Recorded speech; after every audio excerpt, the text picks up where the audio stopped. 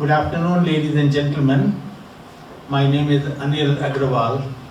I happen to be the president of Mahatma Gandhi Peace Council of Ottawa. That's a task given to me. It is my profound honor to welcome you all.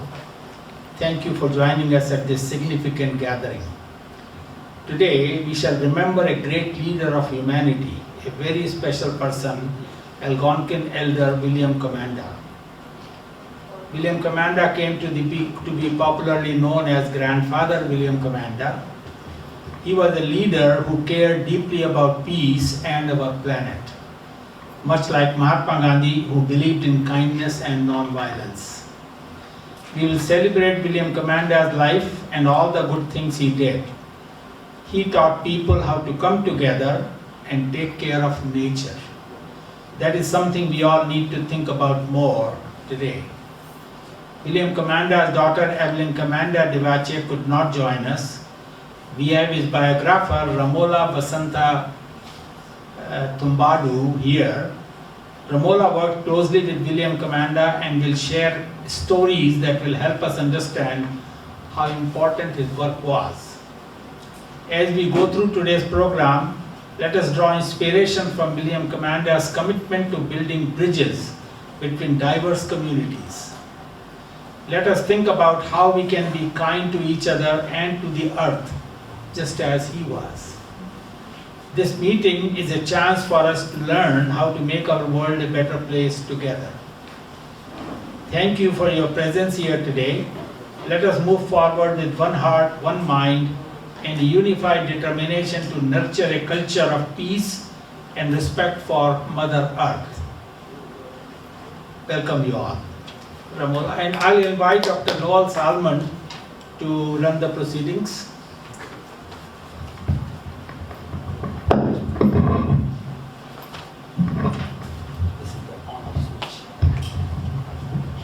I'm not sure I need amplification. Can you hear me okay? So, kwe, namaskar, bienvenue.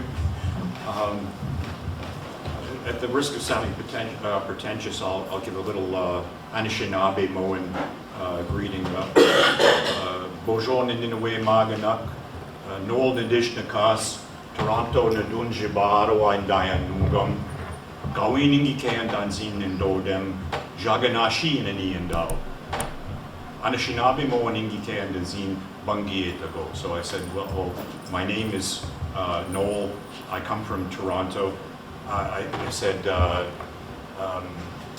Nindodem, Gawin Nindodem Ingike and Danzin. I don't know my clan. Why? Because I'm a Jaganash, I'm a white man, a settler. I guess in India it's Agora, or in the old days, Yavana or Mlecha.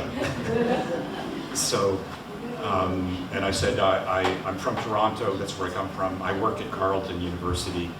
And I know a little bit of Anishinaabe-Moan, the language of William Commanda, Algonquin. But actually, I studied Ojibwe language at Carleton, where I teach.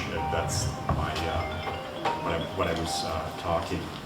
So it's really wonderful for me to be able to introduce Romola, because I personally went to many events put on by Romola and William Commanda. And maybe there'll be some time after Romola's presentation for a couple of us to offer some reminiscences about those events. Romola has a PhD from Carleton University. She has told me that she worked for Justice Canada for many years, and that's through that work, working in corrections and justice, she met William Commanda and became his assistant and partner, and together they put on so many events on Victoria Island and also at William Commanda's home up in the reserve at Kitigan-Zibi, Maniwaki, and I had the privilege of attending several of those events. So Romola to me is a fascinating example of the global village that we're living in, because Romola has South Asian ancestry and comes to us via South Africa. And we all know, those of us involved with the study of Mahatma Gandhi know of his involvement, obviously, his formation in South Africa. So this is an interesting twist, and Romola has been, not only was she active in the last years of William Commanda's life, but since then has carried on his legacy through this organization, the Circle of All Nations. So I think that's probably more than enough from me, and please, Romola, share with us your experiences with Grandfather.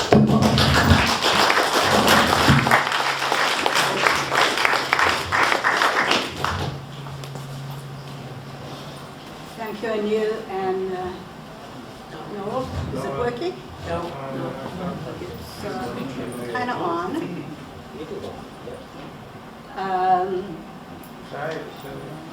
Hello. Well, this one. Okay.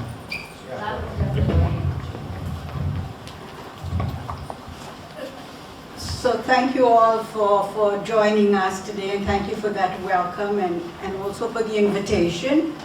It really is a pleasure to be here with you all, to see many old faces and friends, and people from our Circle of All Nations over the years, and also to meet new people and new friends. Actually, the new friends look more like me than the gang that I actually do know. So, in fact, you're right. It is part of William Commanda's circle of diversity, circle of many cultures, many people. Normally, we would start our events at Grandfather Commanda by burning sage or other native medicines.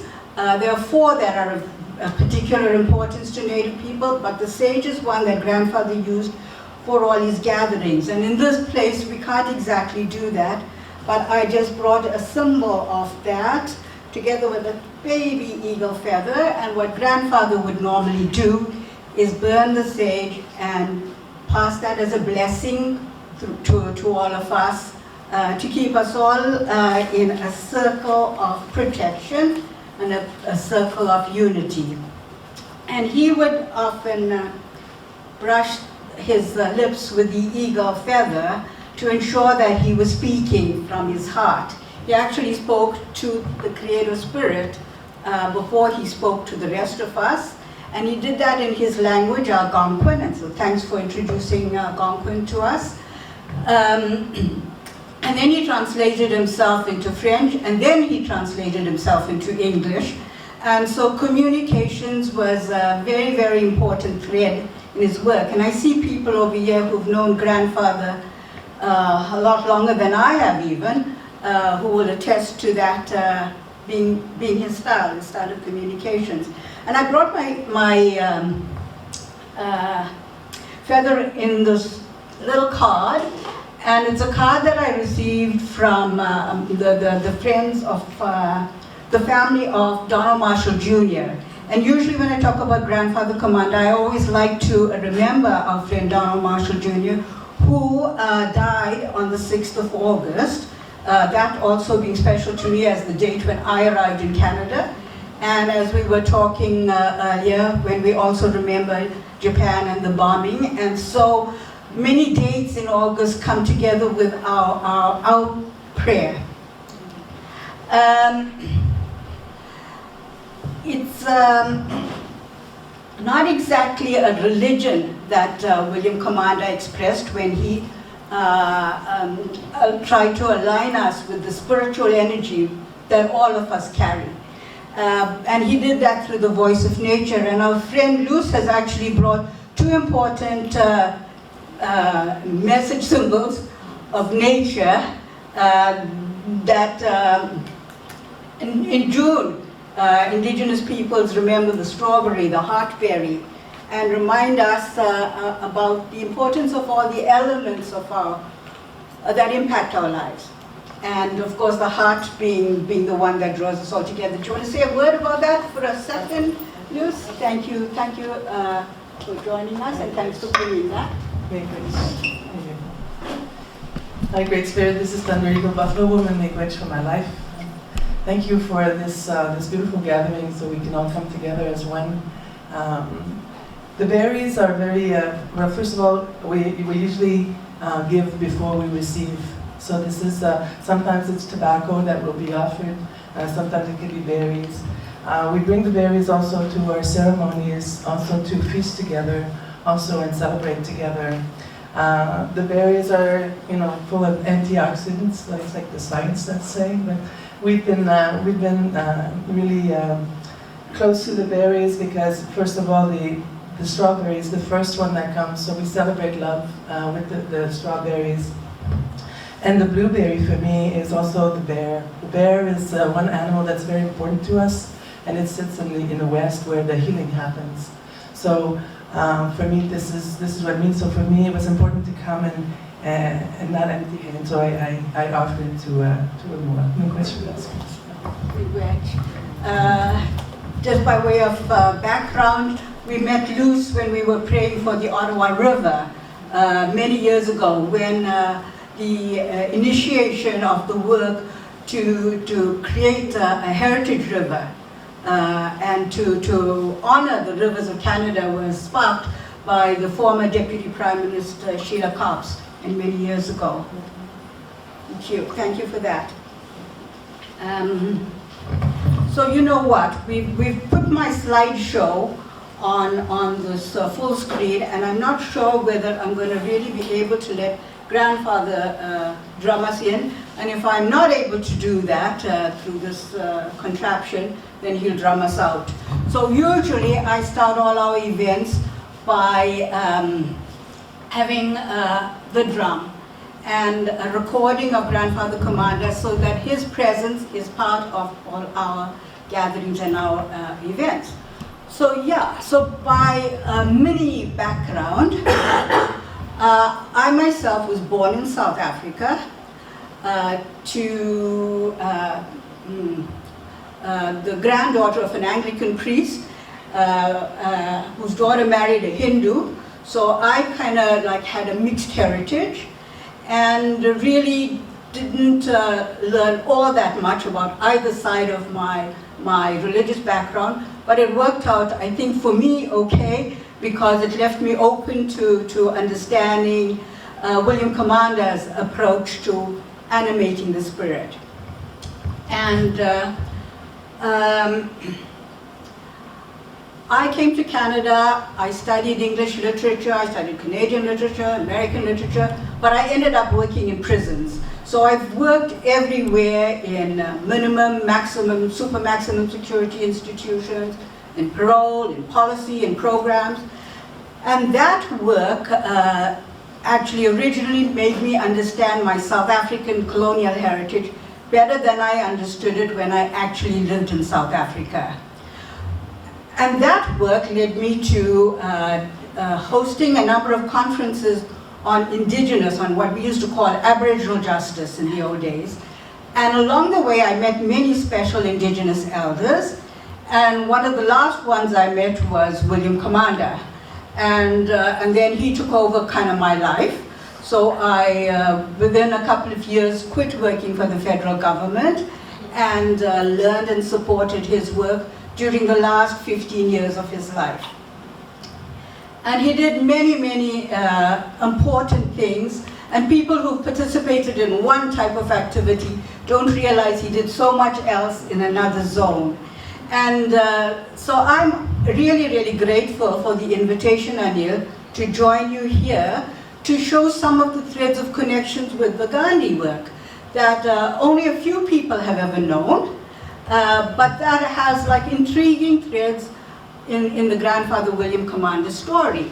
Of course, it particularly intrigues me because I have a stuffed jumbo elephant from India, from when I was 2 years old, that actually came from the Gandhi family. So yeah, so that's a mini introduction to me.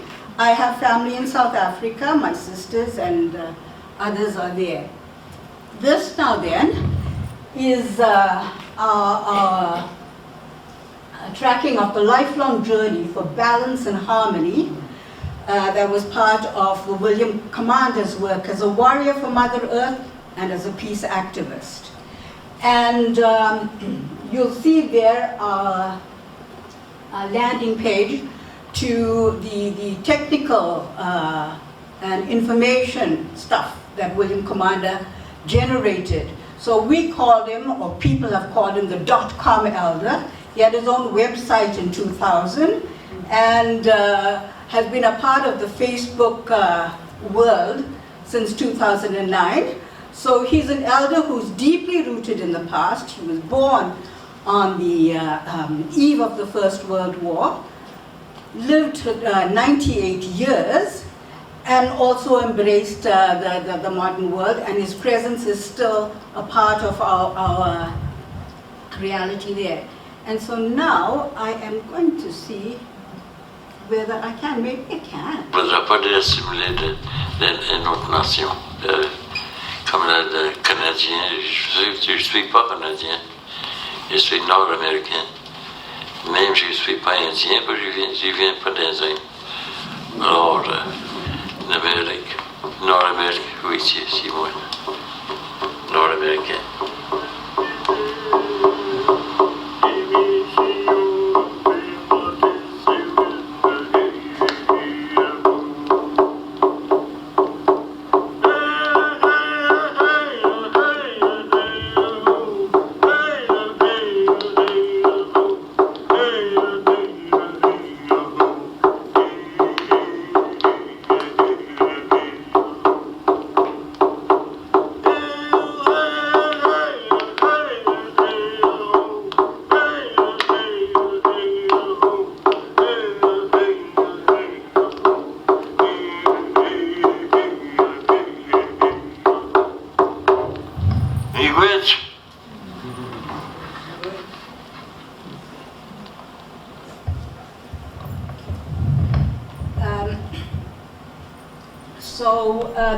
That clip actually comes from a National Film Board documentary entitled Ojigwinong, Encounter with an Algonquin Sage. Was created by Lucy Wimet and mostly filmed at the Lamakaza Institution for federal inmates there in Quebec. So William Commanda's mom called him Morning Star. He was born when the morning star was shining so brightly on the 11th of November. And with that name comes a reminder that many indigenous peoples and others have believed in the importance of a name. And African people believe that when you're given a name, your purpose is captured in your name. And so for us, we say that vision of the morning star for a person who was born on the eve of the First World War sparked a message of creating light in an ever-darkening world. And that message, of course, is still very, very important to us since the world seems to be having more and more challenges even as we pass day by day. He's an Algonquin of the Ottawa River watershed, but he is a North American indigenous elder, and I showed that little early clip because it shows so much about his political thinking, which folk involved in the Gandhi heritage would understand. But he considered himself North American. Hello? Sorry, no, it's not about William Commanda. It's just, I'm wondering if you really need the mic because it's making a lot of popping and bad noises, and I think we can hear it. Only when you breathe, it's voice. Test it out. Like breathing wise, it's pumping. And Yeah, so do you need it with the recording or can you just... The voice can be controlled, I think, without that. Okay, so let's leave it aside. Sure. Thank you. Thank you.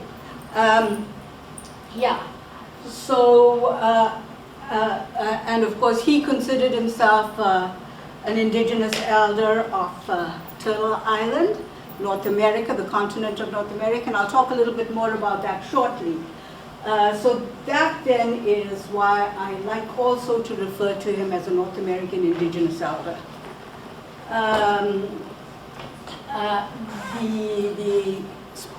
An indigenous elder of great spiritual importance to many of us. and a great teacher. Okay, so he was widely respected as a spiritual and political elder. He was a master in the integration of knowledge and wisdom.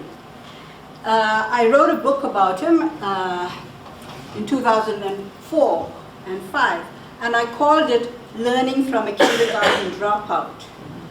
And I wrote a second book too in 2008, talking a little bit more about his teachings. We decided actually that we would go back to school to show that he was more than just a pretty face. And we both applied to Carleton University in 2009 for admission there. But we were also very, very busy with grandfather's other work, so that did not manifest at that time. Years later, William died, and that was in 2011. I went back to South Africa because my commitment to William meant I didn't have as much time to devote to actually my mother, who was sick and ailing. And she died 3 weeks after I went back to South Africa. I stayed there for 6 months, but it was very difficult because I'd lost quite a few people in that period, including my 90-year-old aunt from here in Canada. Anyway, I came back and I wondered whether it was now time for me to, reclaim my career, start earning some money, go back to government, and none of those things felt right. So I just kind of let it be. And eventually, I went to some event at Carleton University, met the old professor who had met William. We talked about his knowledge and his legacy. And I said, well, sometimes I think of going back to school. And he says, well, write something up about it. I did, and he said it sounded like a thesis. And so then I ended up going back to Carleton, going back to school. It was a very painful experience. It's not easy going to school. And it's not easy when you're not learning from a kindergarten dropout who, is a big spectrum teacher. And, you have to focus your lens so much more narrowly in the field of education. Now, I know I've met many doctors amongst you already today from the Indian community. So, yeah, please bear with me. I now, of course, respect everything I've learned at Carleton and beyond. And of course, both my parents were teachers, so I do come from that background. But I'll just say this. When I went to McMaster University many, many years ago, I fell and I broke one wrist. And when I went to Carleton University, I fell and I broke the other wrist. And I thought, my body is telling me this is not the only way to learn.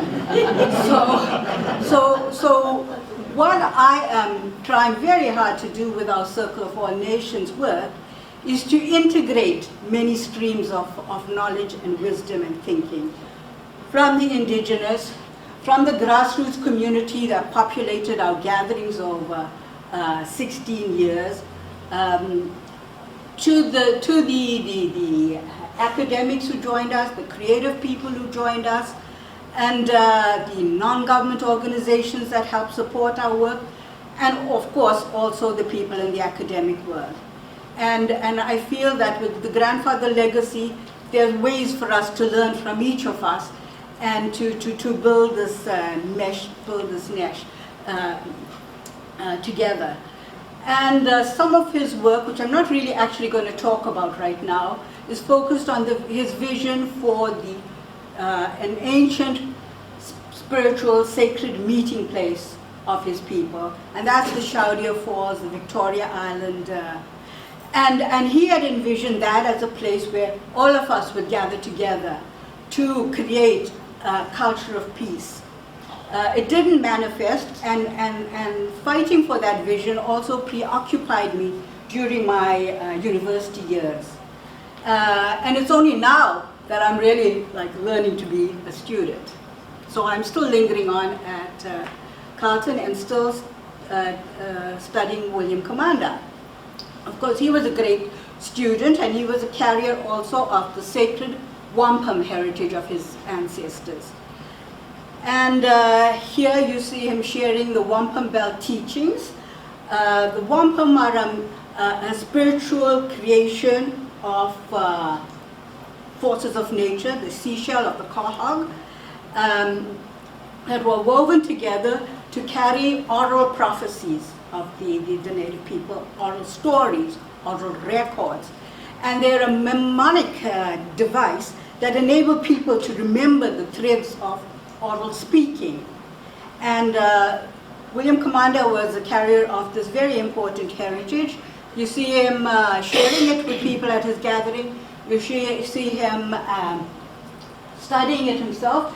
And actually you see him over there sharing some of the teachings with the grand stepson of Mahatma Gandhi, who came and visited us from South Africa at one stage, brought in the whole South African High Commission. For the first time he had them all kneeling in front of William Commanda.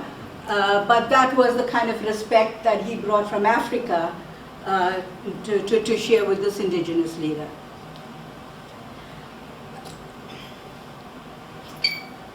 Now then, this is the banner that you'll see at the Museum of History. And I think the rest of that slide wants me to project bit by bit, but I think perhaps I will skip. Because I've already been telling you a lot about William Commanda anyway. It's supposed to go, you know, a line, and I'll tell you that he was the Algonquin Elder and that he carried the spiritual traditions and things like that. Some of you may know he received 2 honorary doctorate degrees, one from the University of Ottawa and the other from the University of Quebec Outaouais.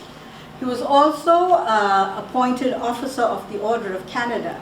So with the Order of Canada, you know, he was nominated for the order, but because of his particular contributions to Canada, he was appointed at the higher level, and he took that kind of presence, I think, in this country over many years. He was also a canoe builder. He created the Circle of All Nations. He was a political leader, and his political leadership began in the 40s, at the time that the United Nations was evolving and developing. And I'll share a little bit more about those details a little later. So on identity, may I say that in 1997, when I met William Commanda, he actually liked taking me to his meetings because I was his political message. I was the real Indian and not him. But in terms of my own credentials, before I met him, I had been working in Aboriginal justice, so my own journey with indigenous thinking began a long time ago. And when I studied literature, I studied the novels of Peter Abrams, a South African writer, who talked about the African people and their tribal heritage and their ways of coming to terms with the reality of the colonized South Africa. With respect to us, it was easy to engage in the discussion about integration of knowledge streams of peace and environment, because indigenous thinking, as presented by William Commanda and others, is the flip side of most thinking, since it is embedded in the laws of nature. And of course, today we can see how undeniable his view of life is, given that the laws of nature are expressing themselves so significantly to us all over the globe. But in North America, he simply asserted the fact that he was at home here. So his Circle of All Nations community came to him to be welcomed. And that began thus the direct relational interface with his Mother Earth. Because what he felt was, over the many hundreds of years, the newcomers to his land didn't have a deep connection with the earth.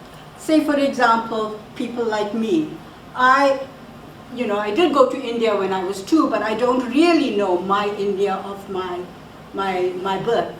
birthright. But I was born in South Africa, and in South Africa, I wasn't an African, I was an Indian, I was an implant there. I came to Canada, and the 6th of August was the 54th anniversary of my life in Canada. And so really, I lived 3/4 of my life here. So it was like a question for me, where do I really belong? And it was the introduction to his earth, to his land, from the indigenous elder that enabled me to feel grounded. And this is what he attempted to do with everybody in his work, introduce them to his Mother Earth. We talk about his work as a Circle for All Nations, the culture of peace.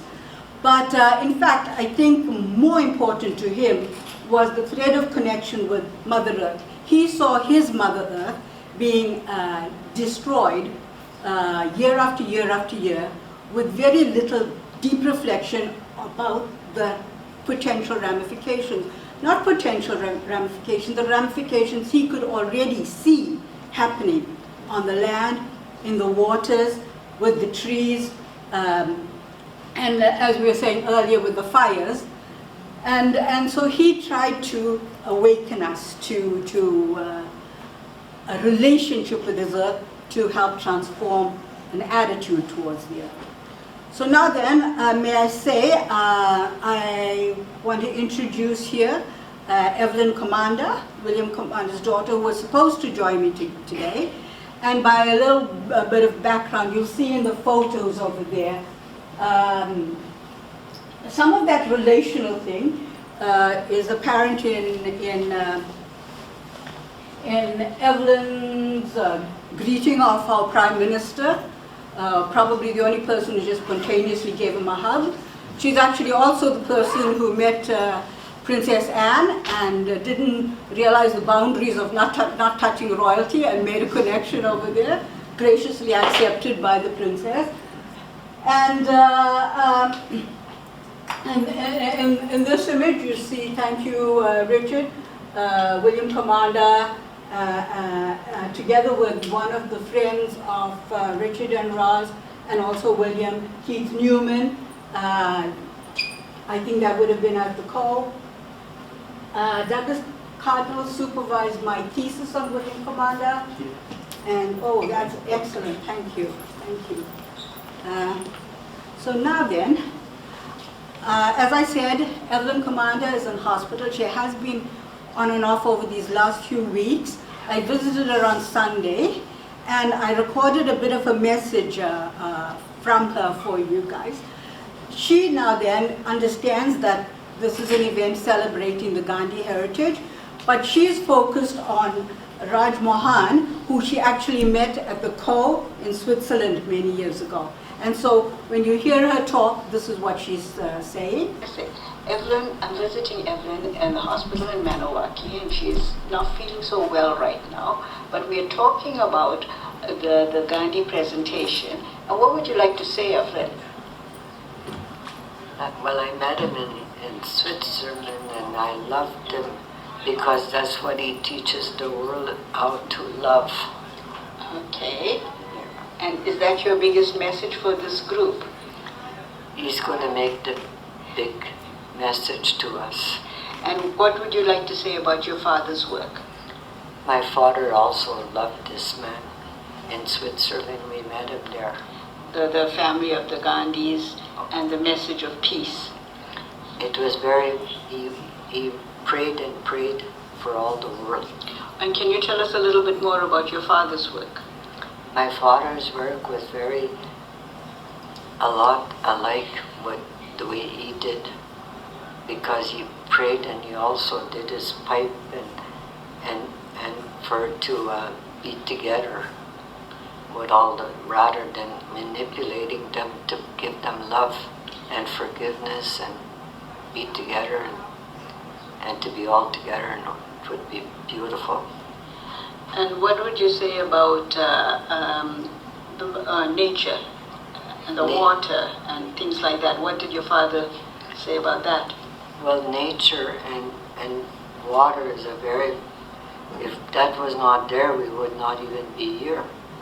But the thing is that the Creator, when He created the water and everything that He created, we should respect it. Even God Himself told that to the people.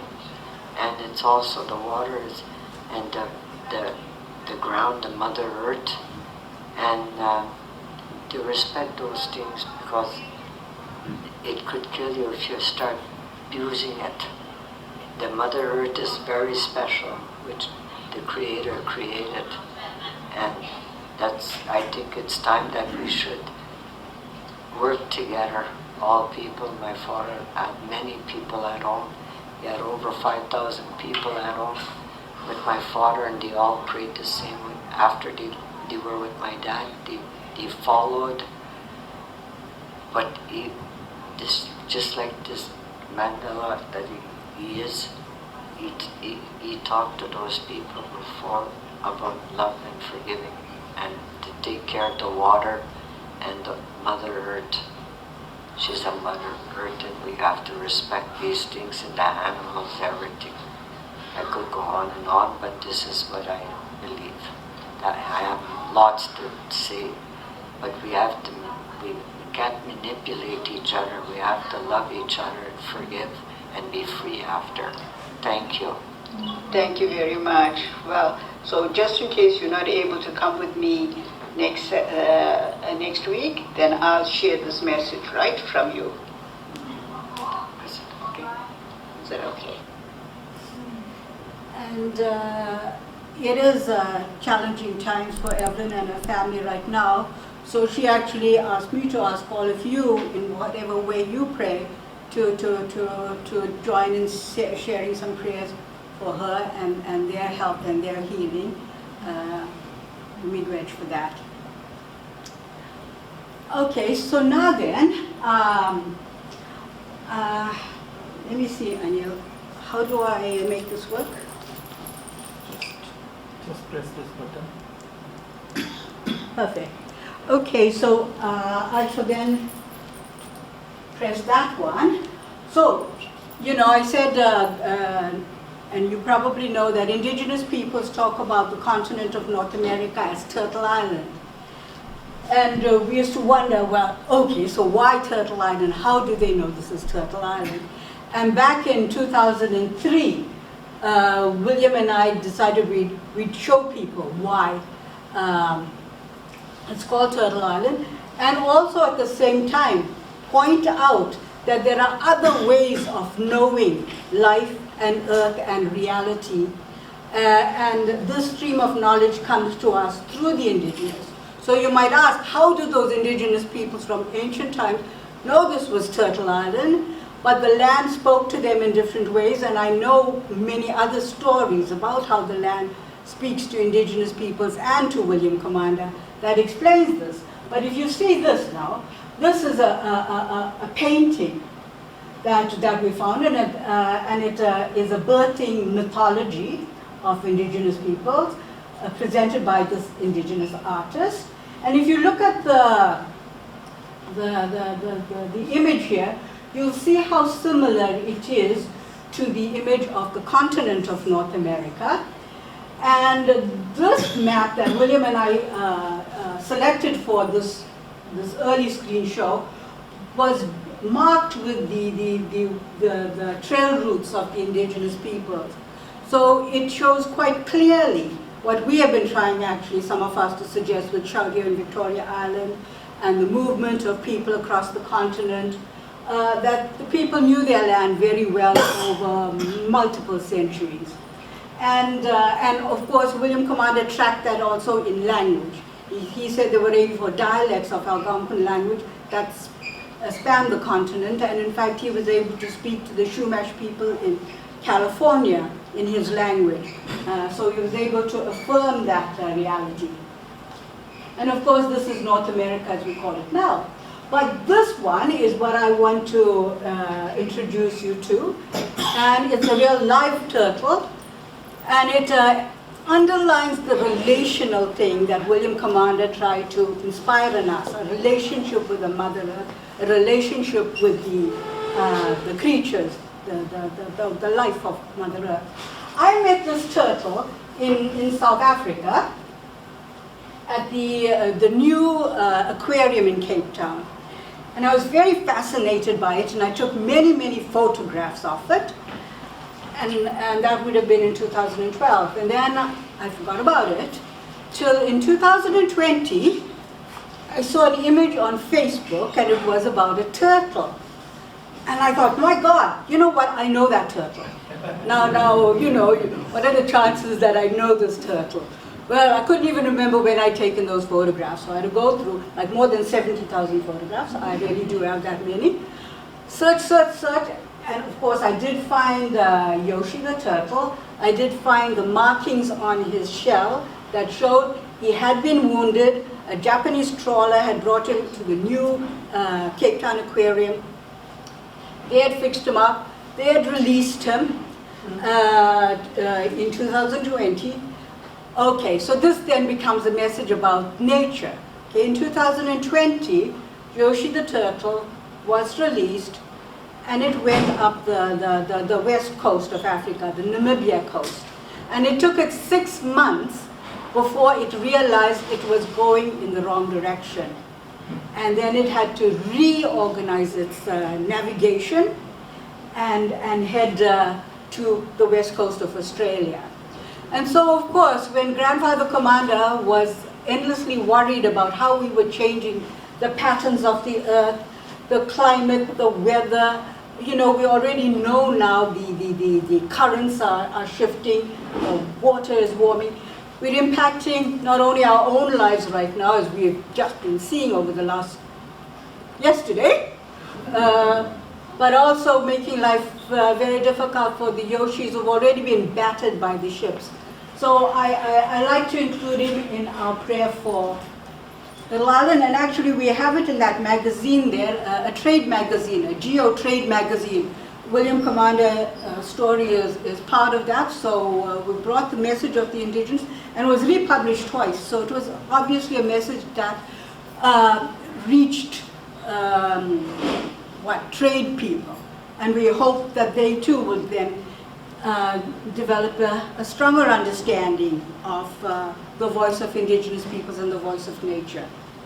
Okay, so I'm not going to go through this in any huge detail, but basically what we did many years ago was create this Circle of All Nations medicine wheel, and I wear it, it's part of my uniform. And it's how I learned how to understand the thinking of William Commanda. And it has served for all our Circle of All Nations work as a planning and a development issue over all the years. And basically, we go from a position of vision, of dreaming, of planning, that is inspired by a cause, something that wakes us up and that we want to do something around. So then we move from that vision to animating the work plan. And we do that by gathering together the people, developing the ideas, putting it into action, going to places, and sharing with others, and people animate that. So that's our space of community and development. We move then into the zone of healing and reflection. So we look then to see what went well, what didn't go well, how do we strengthen what we're trying to do. So it's the zone of development, and then we articulate in the best ideas. And consistent with the motional reality of the earth, we follow this in a spiral. So whatever we've learned then projects us into the next level of our work and our action. And that is how we sort of keep the Circle of All Nations work perennially alive for us. And I'm not going to go through this in any huge detail, but at one point I was trying to figure out how do I explain this to people. And I realized that Grandfather did a lot of his teachings through making us watch many videos and documentaries. And I should have said that a lot earlier. This is how I know Mahatma Gandhi, is because grandfather made me watch that documentary many, many times till I began to understand the political thinking, the voice, the power, the sacrifice, and he had of course himself watched many more times than me, and he was inspired that somebody had reclaimed his country, and that was the message that the Mahatma Gandhi brought to William Commanda. And so I realized, okay, so there's a vision, and what's our contemporary vision? It's about corporations, and what was it resulting in? This is many years ago, Fahrenheit 9/11. And what were we getting through the reflection? The inconvenient truth. And what was the gap? We were dominated by the ideologies of our times. And when I translated that, look, I am going into it, corporate domination became the image of greed. The Fahrenheit 9/11 was fear, war, and genocide. The inconvenient truth was about the environmental exploitation and destruction. And then the gap, I felt, was filled by indigenous wisdom, which was respect for Mother Earth and all our relations. And so then, if you flip it, as I was saying earlier, you flip a lot of native thinking, and you begin to understand more deeply that corporations and greed, but indigenous peoples talk about the vision of a spirit of generosity and sharing. From the fear and the war and the genocide, we actually moved to the racial harmony and the peace building. From the environmental exploitation and destruction, we moved to respect, responsibility, and a reverence for Mother Earth. And that brings us to the fourth dimension of connection.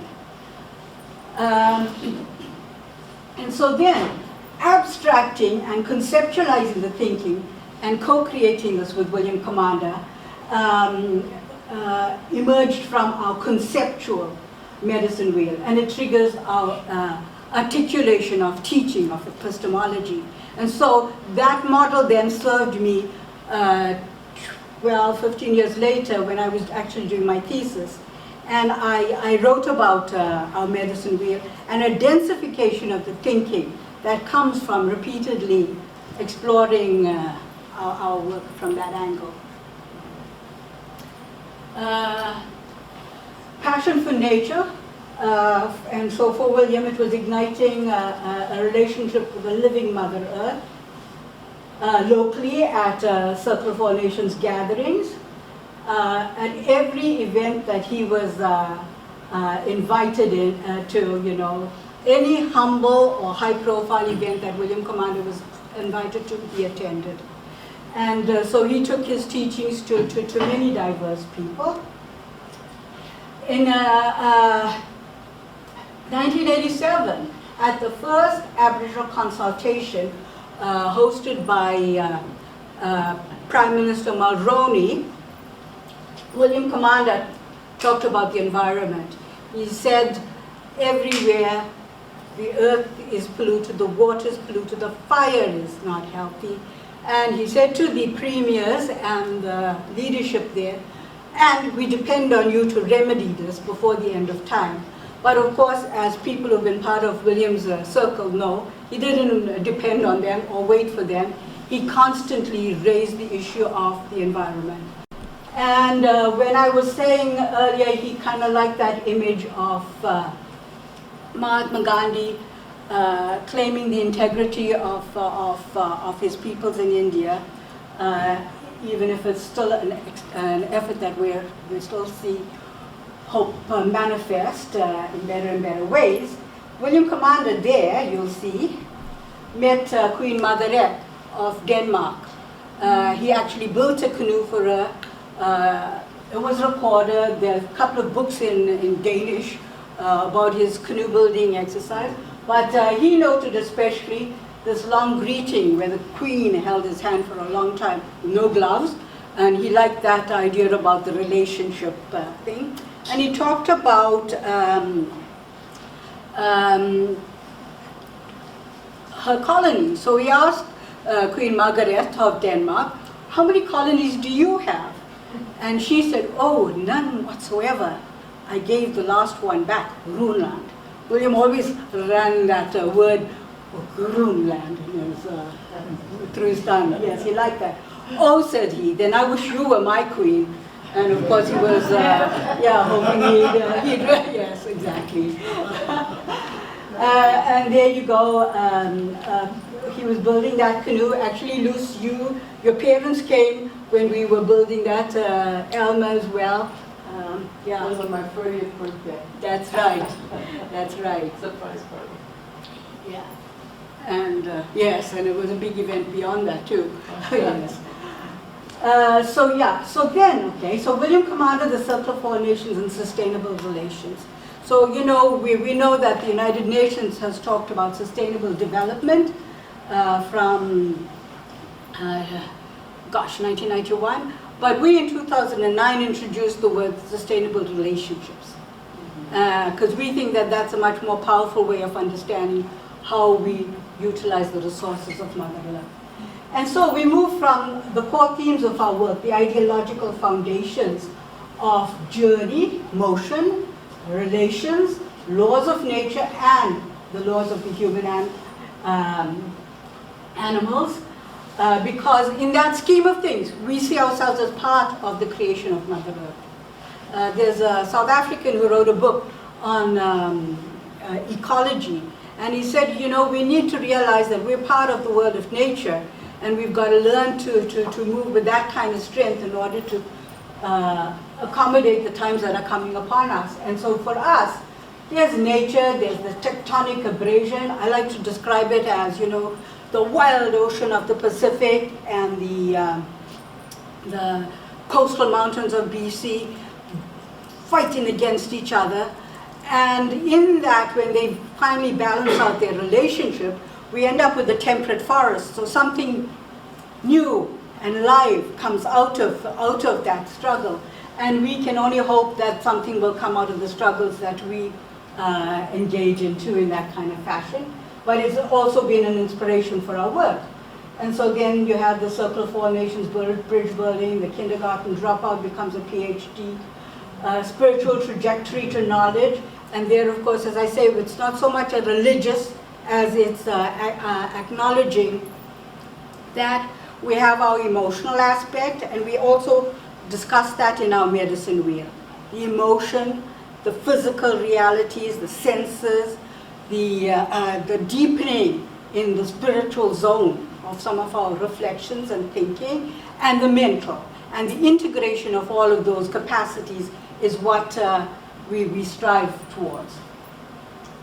And then, so the technology, the digital mapping, the retrospective, the reflections, leads us to the spirit of Jina Vidagunu. I am because you are. Everything is interconnected. And so the Circle of All Nations, sustainable relations is the goal for the culture of peace. And then how do we translate all those ideas into action? Well, for William Commanda, part of that was the activism that started in the 1945s with the United Nations a long time ago. And I'll touch on that a little later. In 1967, Canada was celebrating its 100th birthday, but William Commanda decided that really, he was the first person of this land. So he hosted his own gathering, an international gathering in Eganville.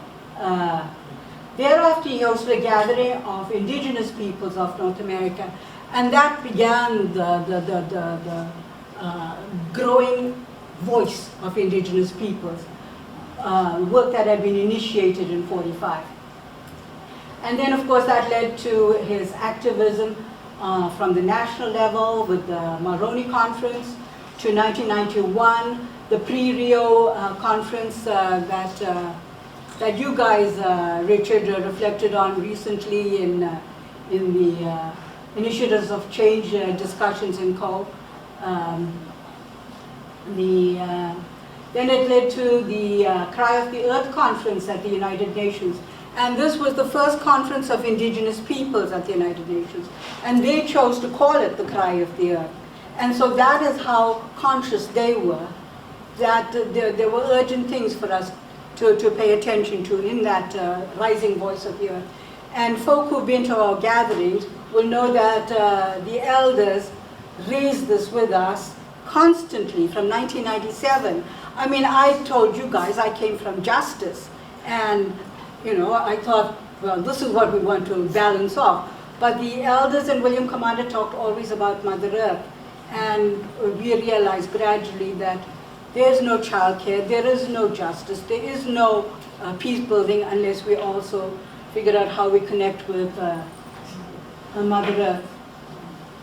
He did the Sunbow 5 walk across the continent from First Encounter Beach in Massachusetts all the way across to Santa Barbara to raise awareness about these issues of native presence and the land and healing to a land desecrated by a lot of bloodshed. And Anil, can you just tell me, are we getting close to tea time? Should Yes. Yeah? We can go on for 10 minutes, then we can break for 5 minutes. Very good. Okay, so then we had the political activity of the Royal Commission report, and when and this was about the rights of indigenous peoples in this country. And William Commanda actually went to Victoria Island with a cup, and he said, who's going to drink this water? So he was totally conscious that the rights of indigenous peoples are integrated in the healing and the health of the land. And so Peter, you've recently done a water experience with the people to celebrate that in a new way. So thank you for that work. So then, you know, we focused on global eco-peace with our Millennium Peace Gathering. And some of our images around the room are from that time period. In 2006, we did a very, very important water life workshop. And that woke up the city of Ottawa to the awareness that there was an important river here. In fact, a very, very special river that was being badly polluted. And that led to the designation of the Ottawa River as a heritage river. You'll recall some of that history. And I just mentioned somebody who's talking about that in a few weeks. And they asked William to be honorary elder of that effort. And of course, the Ottawa River could not be designated a heritage river in the context of one of the criteria, pristine quality, because it has been so badly damaged over the years. And of course, just a week ago, Moira, you were reminding me about the sewage overflow into the Ottawa River. So the desecration of that important river still continues.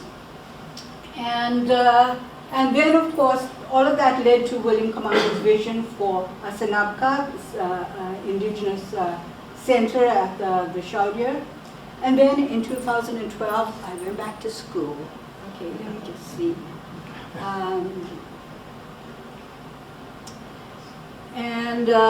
Here I itemize the many activities William Commanda undertook in the context of the environment, and that Boreal Forest book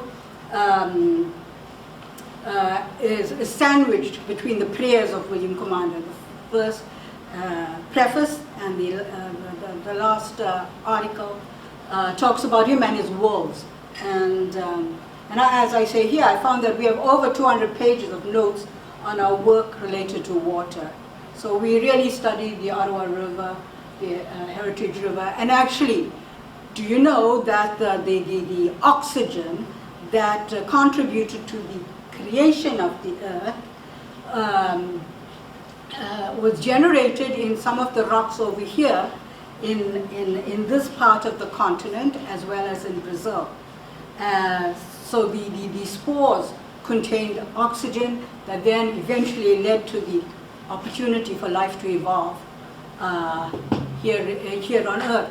And so this is an important area, not just in terms of the history of Canada and all of us being the new immigrants here, but it's important in terms of the Earth's history. Let's see. So now, of course, we have climate change. COVID has revealed its borderlessness to us, and actually We had the Ottawa River flooding, we had tornadoes in 2007, and we used to host gatherings even after Grandfather Commanda died, and even though we didn't have a place for it, we did it in rooms till COVID stopped us, until the tornado actually literally stopped us during the September equinox event of 2019. Then, of course, we went online. So we hosted in 2020 an online day of Circle for discussions celebrating the 20 years of William Commanda's Millennium Peace Gathering. And and so now we consider William part of our online world. And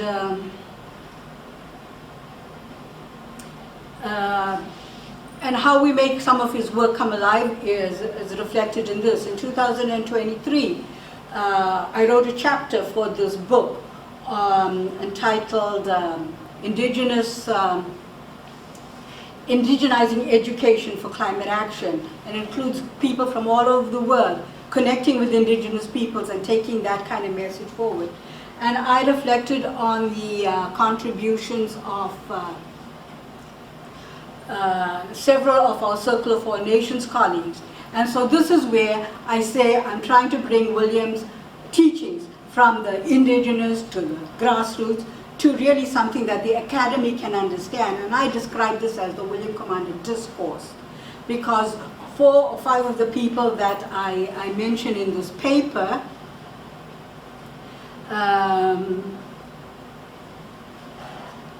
are represented in the story, and one of them is from here, Quebec, another is from America, and Stephen McFadden actually did participate in and document that walk across North America. Julie Blaney, I don't know, were you there at William's funeral when we had a delegation busload of all sorts of people came to join us from France with a baby grand piano, and Mark Vilo made music for William's send-off concert. It was really quite amazing. We had native drumming, we had violin playing, we had baby grand piano, we had Venezuelan guy playing the guitar. Quite amazing. And Julie was one of the people who brought that delegation to us. She works in Bolivia, helping the indigenous peoples with making others realize that the river is the blood of life to them. And I think this is what our effort is. And now we'll save the Gandhi connection for a little later, and we'll say, yeah. So basically what we do then with our Facebook and all that is attempt to create a digital global village, integrating knowledge systems in contemporary times. But of course, we're very disappointed that we can no longer share news on Facebook. It upsets us greatly, because you'll see over there, I brought some of printouts of my Facebook coverage over the past years. And we used to have our diversity of community sharing really, really important ideas, as much about the environment, as about history, as about creativity, and cross-fertilizing each other. But now we find that the substance has gone out of Facebook, because we don't really keep attuned to the news that we ought to. So there you go. Okay, so and on that note then, I'm going to say I'll stop. We'll come back, I'll talk a little bit about the Gandhi connection, and then share the stage with some of our friends. But to wake you up, we've got 5 minutes? Yeah. Okay, thank you.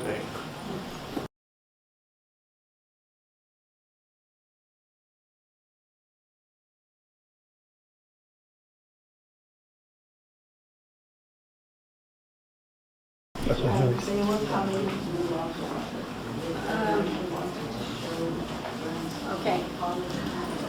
So welcome back, folks. Water bottles here in case anybody wants water.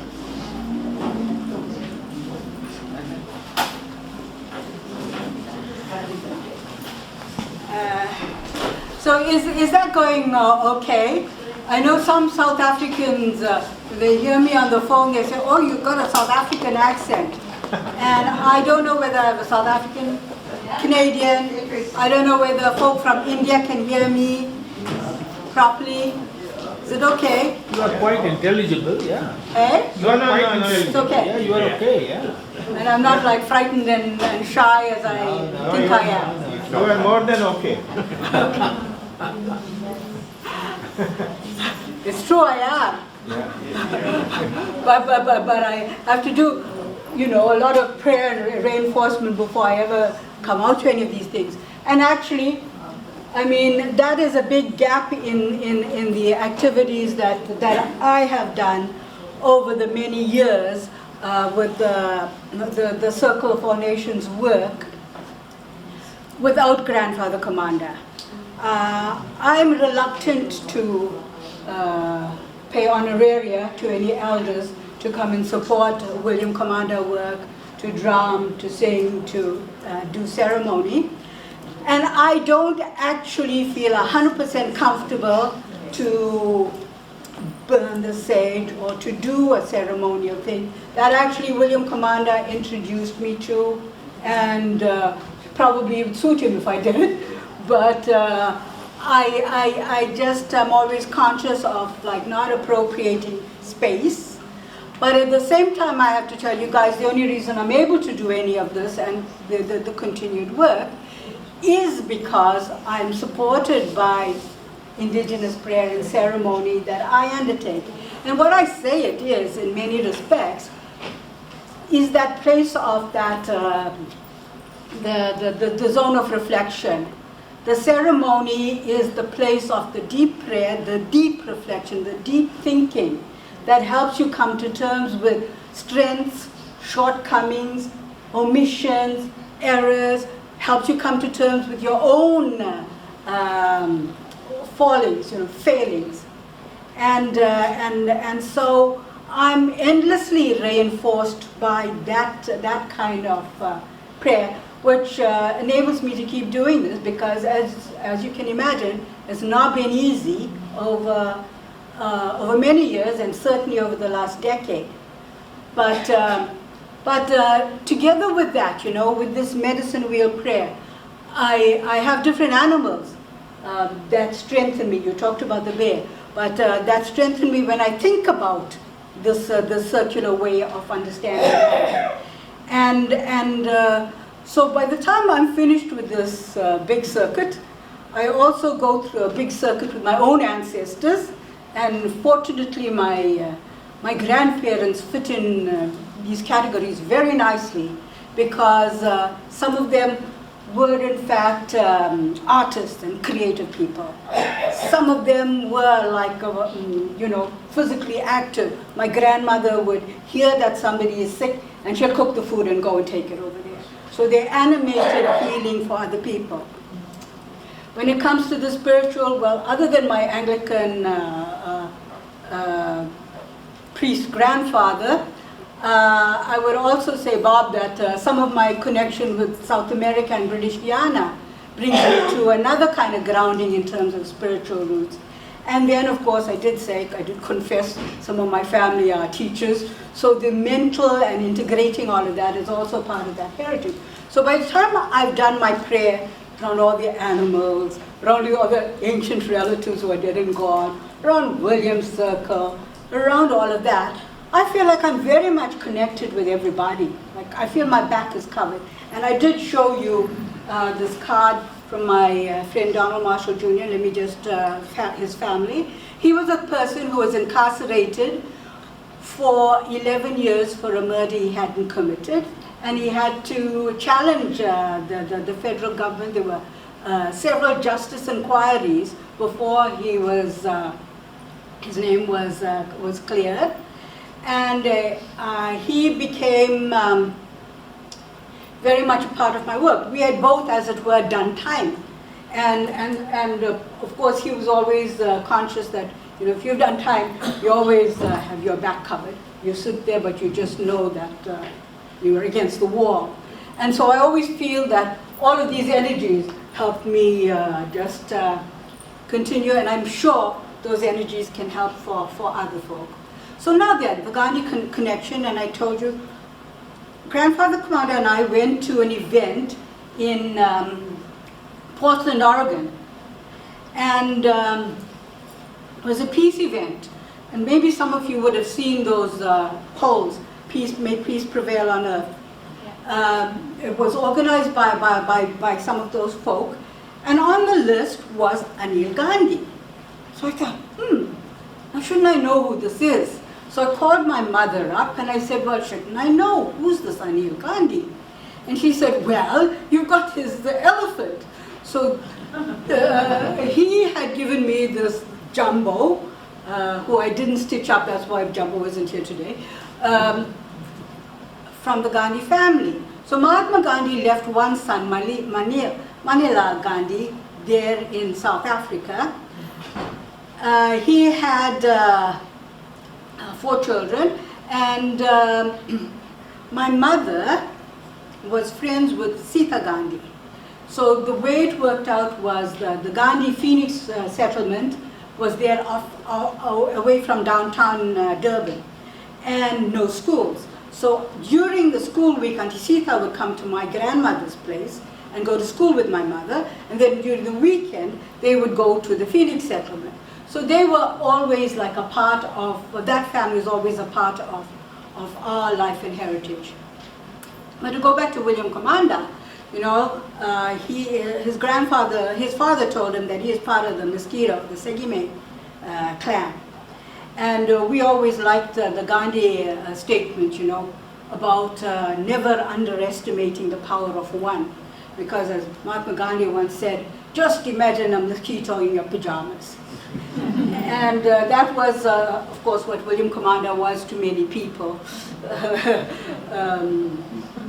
waker-upper. And then, you know, he did the prayers at the Human Rights Tribute, but he, like Mahatma Gandhi, was more focused on a code of human responsibilities versus a code of human rights. But of course, we also know that rights are very important for us too. And William did the opening there with His Holiness, the Dalai Lama. Sunbow 5 walk, he did a prayer for Martin Luther King in Memphis, Tennessee. And this was organized by the Anil Gandhi family. So William Commanda prayed for Martin Luther King before he, many years later, received a Dreamcatcher Award here in the city of Ottawa by the same organization, not knowing that connection. And so, yeah, I talked a little bit about my personal connections with this family. And so there's a book about Auntie Sita. This is my younger sister, Beulah, in her master's graduation. And that is Sita Gandhi's daughter, Kirti, a professor in Johannesburg. That now then is the Arun Gandhi's sister, Ila Gandhi. And she just turned 84, and she just recently released a book celebrating her grandfather's teachings and heritage. And I can't get this video to play, unfortunately, but I would have liked to have played it at this point because it is a musical video that was created following the words of William Commanda. And the words of William Commanda talk about how Columbus came 2 times, and the second time he came with 17 ships. And that's when the soldiers started killing Indians, and they came for the gold. And when he saw the Pope, Alexander VI, William knew all these details, and he shot those details out just like that. So he thinks this is what happened. The Pope told him, we're not Christians, so no harm to kill them for the gold, to kill us for the gold. These people didn't understand Indian, and the Indians couldn't talk French or English, and they were shot. They tried to make us lose the truth about who is our mother, who she is and what she does for us. They tried to discourage us in every way not to know these things, said William Commanda. They were sending our children to the schools. The schools were beating our children because they talked to each other in Indian. 50,000 children died in these schools. So William Commanda is saying these words before 2011 when he died, before Canada has awakened to the history of the indigenous children. So for a long time, you know, someone was saying to me, don't know why you haven't heard this kind of stuff before, but William Commanda has been trying very hard to wake up people in this country about this heritage. But my parents tell us to forgive them because they don't know what they're doing. It's been a big, big thing. And now, because of the apology of the Canadian people, that came in 2007 with Stephen Harper, by the way, that's where there's a beginning. Changes that we did not have before, we are now beginning to have.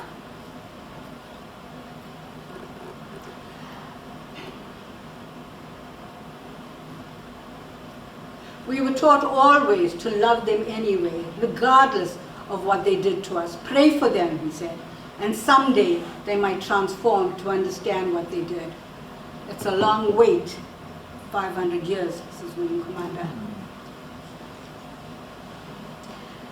But irrespective of knowing that heritage so well, he was committed to creating a circle of all nations, a culture of peace. And it's a commitment that was actually guided by the three-figure wampum belt of the indigenous peoples of the eastern seaboard. And he talked all the time about the Indian in the center, the indigenous in the center, the native in the center, drawing together the hands of the French and the English, drawing them together in friendship, because the indigenous peoples knew that they were accustomed to fighting with each other, and the warring continues, that energy still continues. And the indigenous were agreeing to share their grand natural resources and their values with the newcomers in equal portions. And it was a sacred agreement, and this was signified by the symbol of the Vatican. But that was not an agreement from the 1700s that was actually respected by the people. But William Commanda's commitment was that his ancestors had affirmed the friendship. And so irrespective of the pain and the hardship that his people were still struggling with, he was still committed to building bridges. And in fact, here you see him doing it. That's him at Evelyn at some event. He's actually doing a prayer, planting a tree in that little image at a school for children, Japanese children, in Boston, New York. There he's planting a tree for the city of Ottawa, Peace Tree. And here I'm standing behind, just taken a couple of years ago, a tree planted by the South African High Commission, right near the Rideau Falls. So the peace building was an effort that William took and was acknowledged by many people all over the place. And so there were these 2+ decades of peace activities in the capital city. And I've mentioned some of our workshops, and you guys know we used to host workshops in Ottawa, gatherings in Maniwaki the last 17 years of his life, international events and gatherings. And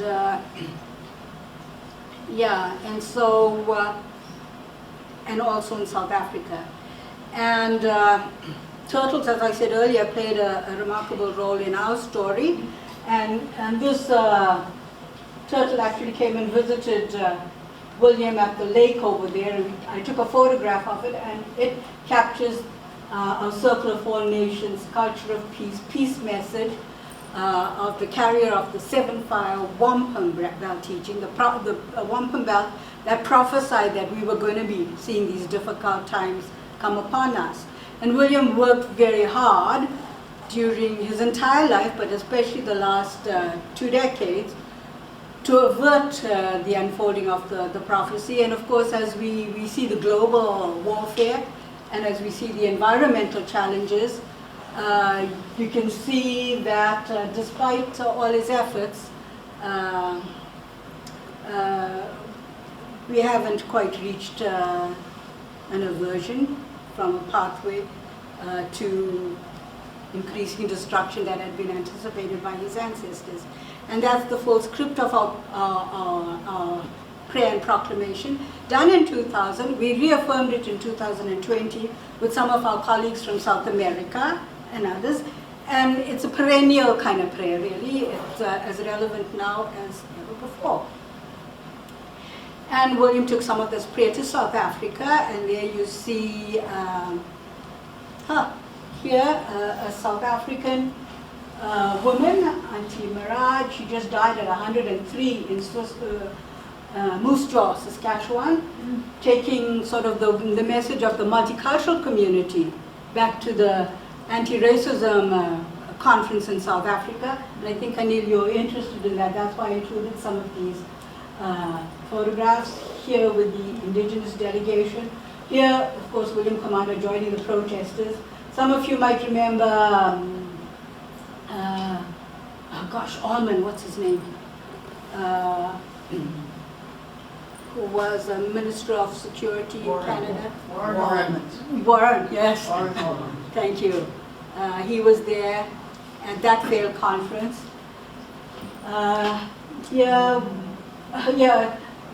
This is with the Zulu shaman Credo Mutwa.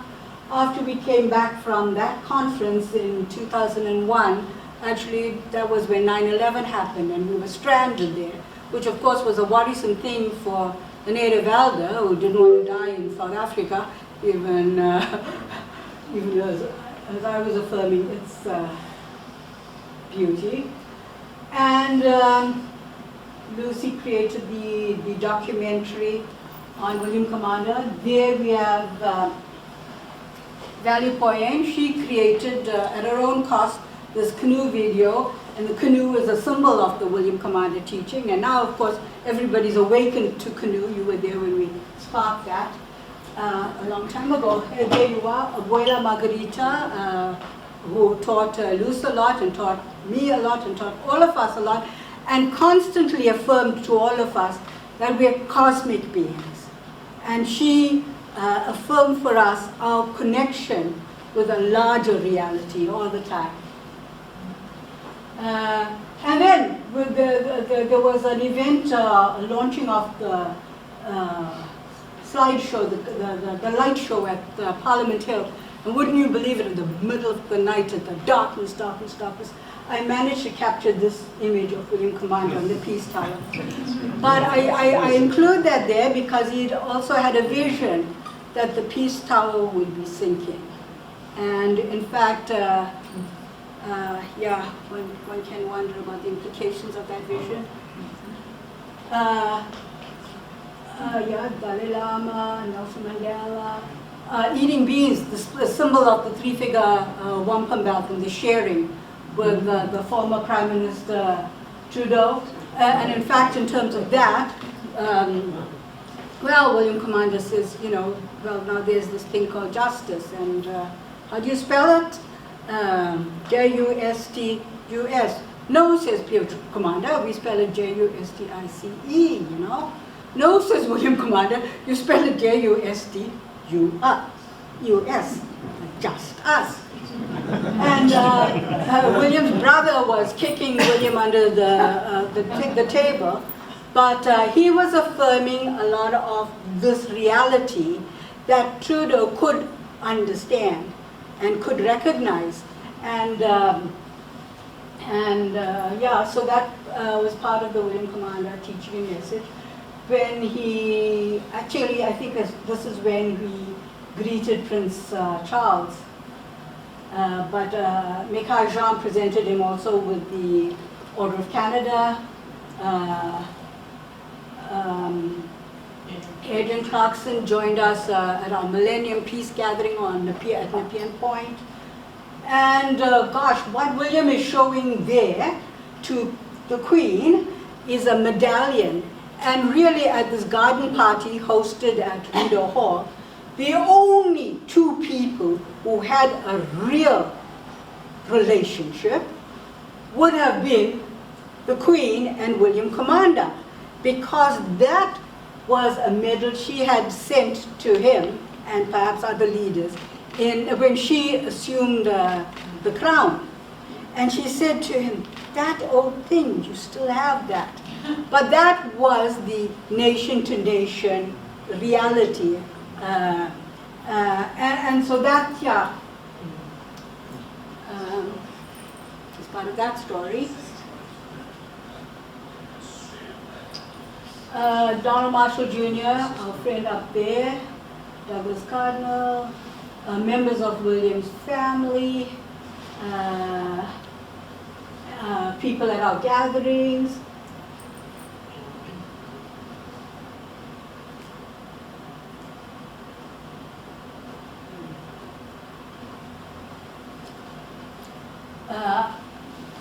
Other folk you might recognize, Kirk Whipper, creator of the Canoe Museum, Elijah Harper. This was the event for India, and Jason Kenny hosted it when we did a public prayer, you know. Yeah, Jack Layton.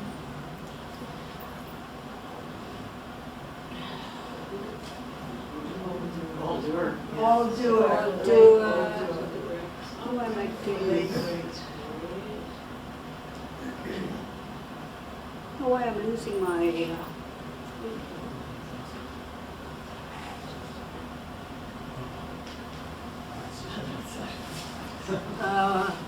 Maybe I'm going to just. Wow. What am I doing? Something wrong? You skipped a few. I skipped quite a few, but I'm not supposed to be doing that. Okay. Who's going to help me here? Oh, maybe that's it. Maybe I found my error.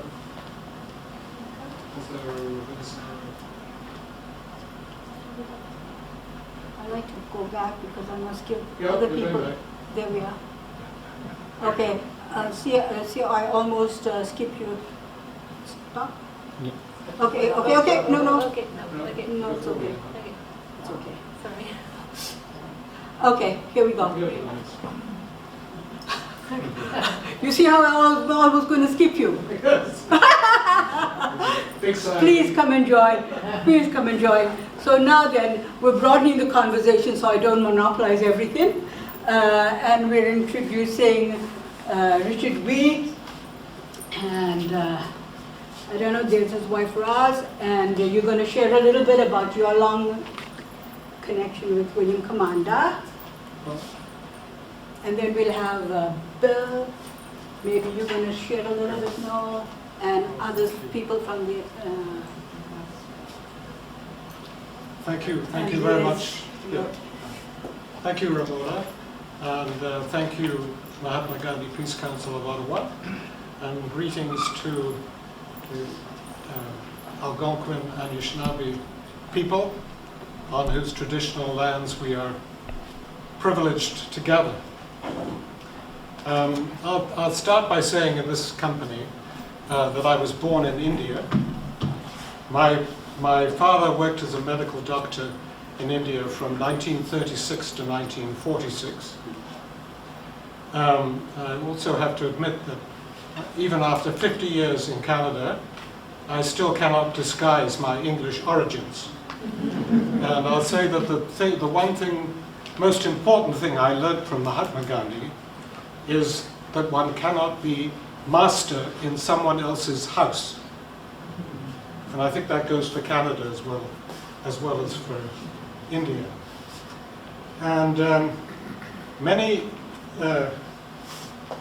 years later, both my wife and I had the privilege of meeting a grandson of the Mahatma, Rajmohan Gandhi, who was 12 years old when his grandfather was assassinated.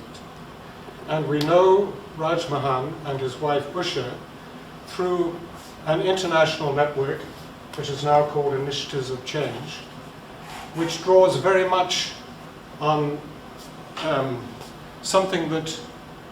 challenge that Mahatma Gandhi put out, which was, be the change you want to see in the world. And I think it's also, this network is also very much aligned with William Commanda's vision of a circle of all nations. So it was a great privilege for us to receive Grandfather William in our home. And it sort of struck me, we were receiving him into our home in his home. And as was mentioned earlier, what do I do to turn this on? Pointer. It's a pointer. There's a button near the top. The button near the top? Yeah. Yeah. Ah, that's good. Okay. So on 2 occasions, Romola brought Grandfather William to our home. And on the second occasion, we were able to renew a relationship and a friendship that had started many years before in Switzerland at the Initiative to Change meeting center in the small Swiss village of Co. And so this was a wonderful meeting of hearts and minds. And Rajmohan Gandhi now is spends most of his time in the US, where he was a professor at Illinois University. And on this occasion, when he was visiting Canada, he came to launch what was then, this was 2008, a major biography which he'd just written and published about the Mahatma. And so I was in touch with him just the other day to tell him about this gathering we were going to have and the basis of it. And I sent him a copy of this photograph of him and his wife with Grandfather William. And Rajmohan sent this message to this gathering, which I will read to you. But he asks you to focus on this photograph, because he's really talking about what he feels when he looks at this photograph. He said, "My wife Usha and I knew that it would be a privilege to meet Grandfather William Commanda. The photograph where we are seated next to him, kindly focus on it, demonstrates Grandfather Commanda's warmth and affection. The photograph also proves the soundness of Grandfather Commanda's insight that all of us, I repeat, all of us, belong to a single circle. I defy anyone to say that in this photograph one is not looking at 2 brothers. I am, of course, the spoilt younger brother. I salute the noble memory of Grandfather Commanda and express admiration for what his daughter Evelyn Commanda de Washi and Dr. Romola Thumbadoo are together doing to strengthen the connected legacies of Gandhi and Commanda." Signed, Rajmohan Gandhi.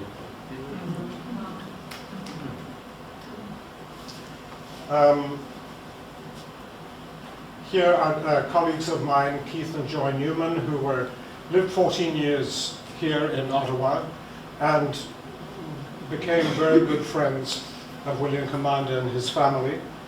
And they send also that they now live in Calgary. Keith is from Alberta. So they send also their greetings to this gathering. So I think mainly what I wanted to convey was the word from Rajmohan himself. So thank you very much.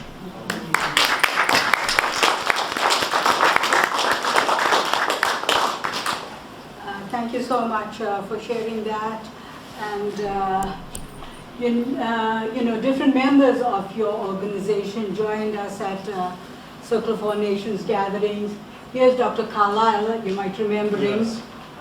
This was at a William's birthday party at my place.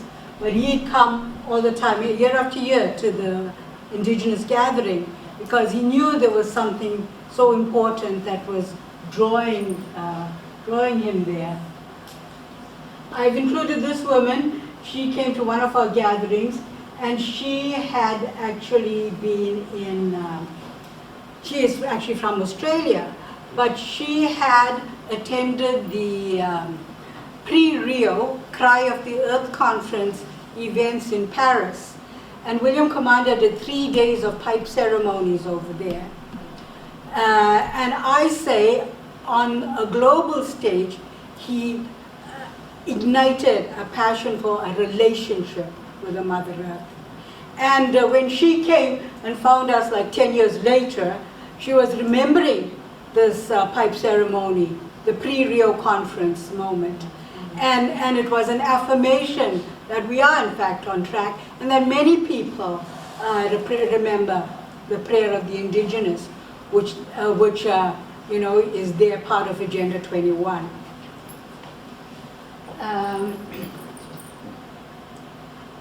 And there you see,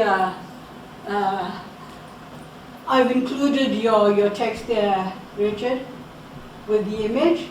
And just on Facebook a couple of days ago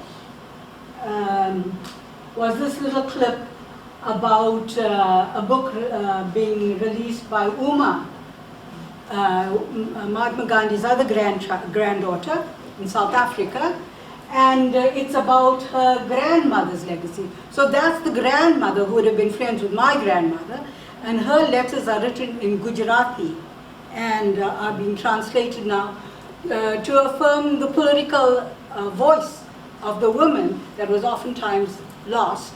Yeah, so I just hot off the press from the online world.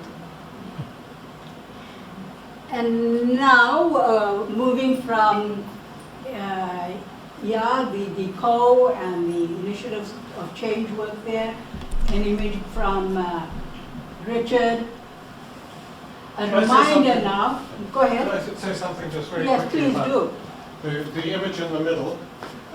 Grandfather William is with Professor Jerzy Wojciechowski, who developed the concept of the ecology of knowledge.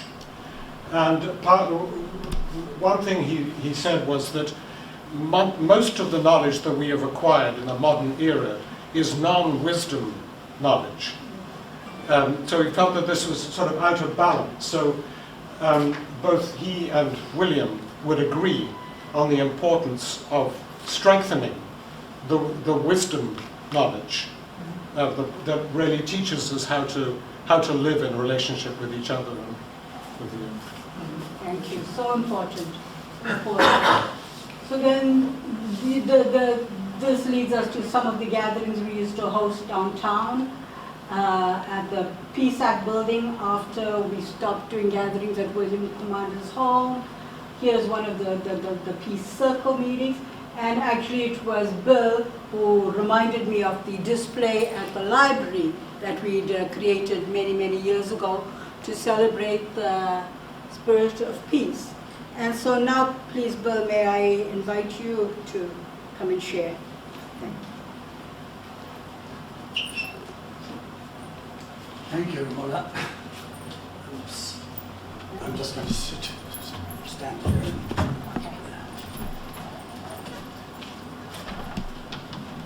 Balwant, if you want, you can use the mic. No, I think it can pick up from here, yes.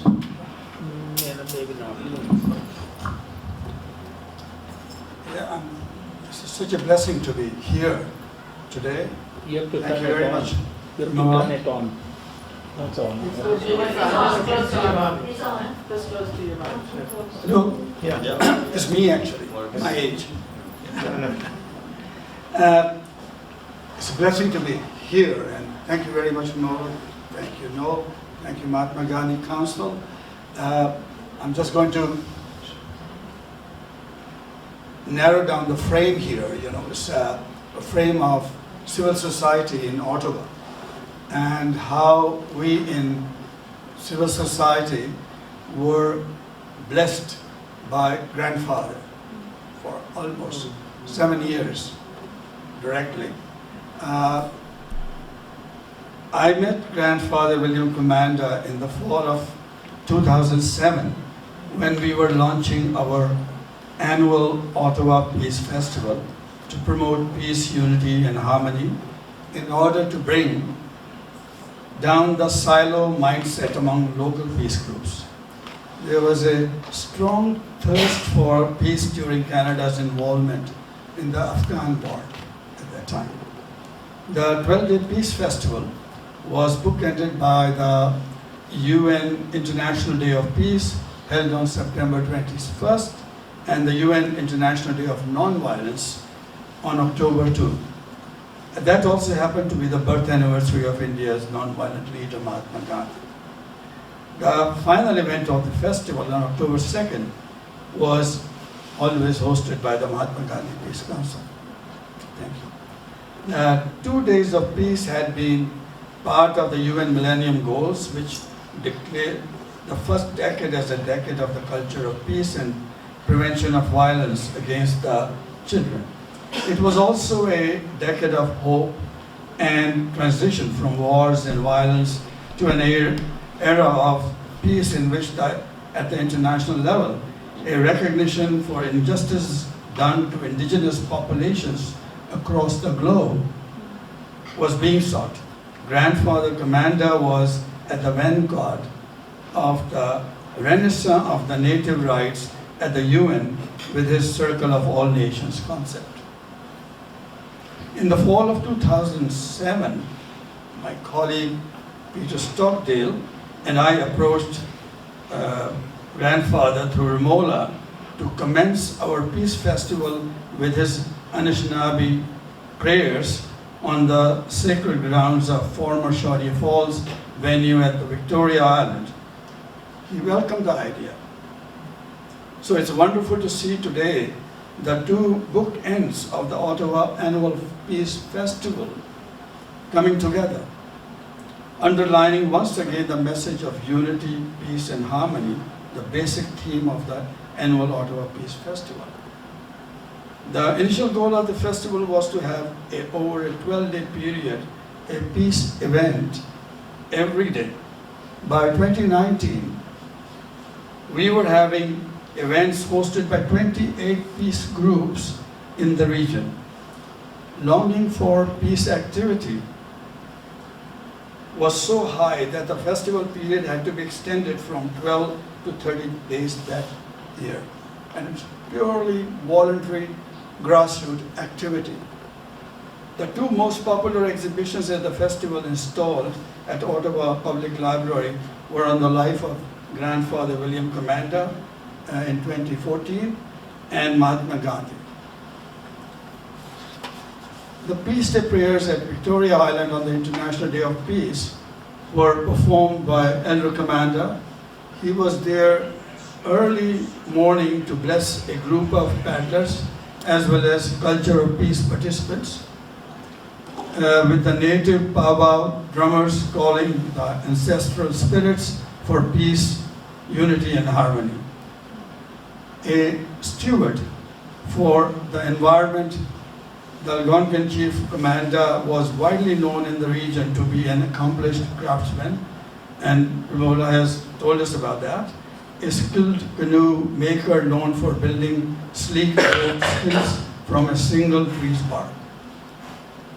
In his traditional headgear, wearing his honored beaded wampum belt, holding a feather in his hand, he worked on a small fire to conduct the native tobacco and smudging blessing ceremonies.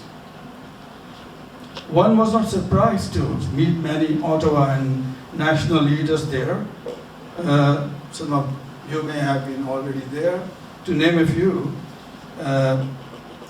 internationally renowned Indigenous architect Douglas Cardinal, former school teacher MP, the late Paul Ewer, Manitoba Native leader Elijah Harper, Native poet Albert Dumont, and many others from the region's Indigenous and non-Indigenous communities. For the farewell, all those in attendance formed a large circle, you saw the picture there earlier, to express their gratitude to the Creator and pray for safety for their journey ahead. In our case, it was the launch of the Peace Festival. For a few years, a paddle for peace was held on Victoria Island, to talk about the way the canoe requires people to pull together. Elder Commanda, when explaining indigenous wisdom, often spoke of how native tradition guided one's action, in particular in utilizing natural resources, the notion of implications of one's action on the next 7 generations. He would talk about the first indigenous conversations with Europeans, both French and English, in the mid-1700s. These conversations with early settlers were not about buying and selling, but primarily passing on freely the unused land to newcomers, provided they promised to look after the land as they would their own mothers, pointing out that we are all indigenous on the earth. The notion of creator is pervasive among the indigenous people in 4 directions: everything from creator to be consumed wisely, everything has to be blessed, human, food, and animals. One indigenous brother explained how natives, while hunting before killing an animal, pray to creator for blessing of the animal for his sacrifice to provide one food. It reminded me of the customs of many non-killing traditions of the East and elsewhere, where such unity in man, nature, and food still prevailed. Through his Circle of All Nations organization, Grandfather Commanda wanted to bridge the cultures of the indigenous and the settlers of the one and the rest of the world. In Commanda's vision of unity, he saw everyone as children of the one earth. Our sacred obligation is to take care and protect Mother Earth, as we heard before, from any misuse and its exploitation. This was not just aspirational, but practiced till the European settlers arrived. Elder William Commanda envisaged that one day an indigenous healing and peace-building center would be built on Victoria Island. With the support from the federal government, the building would be situated facing Parliament Hill and the newly built War Museum on the other side. Architect of the Museum of History, Douglas Cardinal, developed extensive plans down to the taps. Victoria Island has always had a special meaning for the Anishinaabe, Algonquins, and Mohawks for its closeness to Chaudière Falls on the Ottawa River. Indigenous people have gathered there for religious negotiation and trading purposes for millennia. It was understood among local Algonquins and others that at the closure of E.B. Eddy paper mills, that these sacred falls and adjacent grounds would be returned to their original owners. It got very close. Until the Harper government was elected, under $25 million had been allocated, which unfortunately went to the War Museum. So associating with Grandfather Commanda and his people during our Peace Festival meetings made me realize for the first time the superficiality of my relationship with the land on which I live. I've been living here for 50 years now. As a first-generation Canadian, this relationship had not been beyond transactional, valuing things based on merely monetary gain without any feeling, a sense of belonging to place, which my indigenous brethren felt deeply. A deeper sense of pre-1700 Canada had to be comprehended and connected with, not through prolonging a culture of separateness, but by working towards building a sense of unity through interculturalism, while defining a new meaning of the culture, multiculturalism, different from the one coined in the 1980s, which celebrated our diverse cultural packaging, but to one about finding ways to see the other behind the other. highlighting our commonalities and oneness as grandfather envisaged. I remember my shock when colleague Peter Stockdale in August 3, 2011 informed me about the passing away of Grandfather Commanda. Over all these years, I had never been to Elder Commanda's home in Maniwaki. I had a strong urge to drive there to pay my respects. It was my birthday, but it felt like a preordained appointment to be in Maniwaki. I hurriedly drove north to be among hundreds arriving in time to pay homage to this grand peace builder of the valley. An important festival event in our Ottawa Peace Festival that summer was the unveiling of the life-size statue of Mahatma Gandhi on October 2nd at the Carleton University the same year by the Mahatma Gandhi Peace Council, the sole Mahatma Gandhi statue of the region. Just a last word on this reminiscing. It happened in March 2024 at an event on the International Day of Women, organized by the Irish Embassy. The embassy had invited 2 women leaders, one from Northern Ireland, one from Canadian Indigenous community, as keynote speakers to inform us of their role and leadership in peace building in their respective communities. I was pleasantly surprised to see the Canadian Indigenous speaker was Claudette Commanda, sister of Evelyn, I assume, Elder William Commanda's granddaughter, who I had seen years ago at our Peace Festival openings at Victoria Island. One of the things I remember Claudette spoke at the Irish Embassy evening was on how her father, when she was a small child, would insist she sit by his side in meetings with the elders. She did not see any purpose of her being present there. Her father told her that one day when she grows up, she would realize the importance of being part of those events, learning and understanding about the history of her people and self. That sounded so Gandhiji-like, who had given exactly the same kind of advice to his children when they were growing up. True education had to be learned through life experience. Claudette Commanda was doing that, and she is presently Chancellor of University of Ottawa. So, since time immemorial, we must take time to show our gratitude and respect to them and to the land for all that it has provided us and will continue to provide us.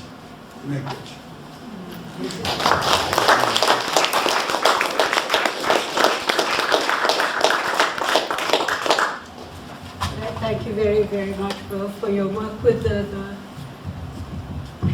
peace efforts in Ottawa and for your presentation here today. Claudette is actually Evelyn's niece. And now let me just go to my full circle, and I'm going to ask you to say a few words as you wrap us up, okay? And here's my tongue-in-cheek comment for the Gandhi gang. A few years ago, I took grandfather to a museum, no, an art gallery in Montreal, and folk had painted peace activists. And so it included, of course, Nelson Mandela, Mahatma Gandhi, Dalai Lama, a lot of very, very important peace people, but somebody had actually also painted Grandfather Commanda.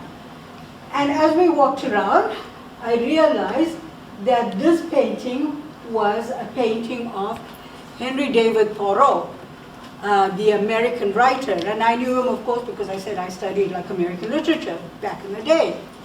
And Walt Whitman, Thoreau, those are the guys who wrote about nature and the connection with, you know, the bigger meanings of life and things like that. And it inspired a certain number of folk. But what I realized in this sequence was that Mahatma Gandhi had actually inspired along the way Martin Luther King, had inspired Nelson Mandela, had inspired Dalai Lama, had inspired a lot of the peace activists along the way. Well, what I learned was that Mahatma Gandhi used to write to Tolstoy, the Russian leader, and they would communicate and talk about these bigger ideas of the world. And I realized that both of them had actually learned from Henry David Thoreau. But Henry David Thoreau had actually learned from his Penobscot guide, who was William Commanda's ancestor. So I kind of just loved it that we came full circle from him to the indigenous claiming place.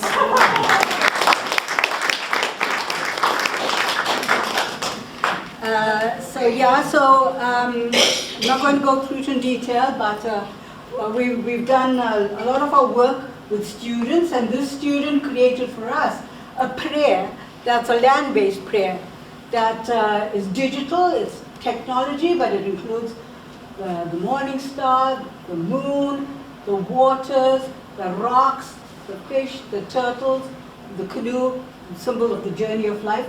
And you can find this all on our updated website, circle4nations.com. And here we are tracking some of William's record in a digital art atlas. So he's part of really the new digital thinking, and marching in his journey on. And another one of our students created this image for us, a digital image, a circle of 4 nations and a legacy of hope. And Jenny from Vietnam made those birds move, made the leaves branch up. Grandfather Commanda's canoe is poised with his wolf at the top of the waterfalls. And so we do claim the waterfalls and the river for the journey of life. And I'm expecting great things of my new friend over here with my further tech work in the future. But thank you very much for all your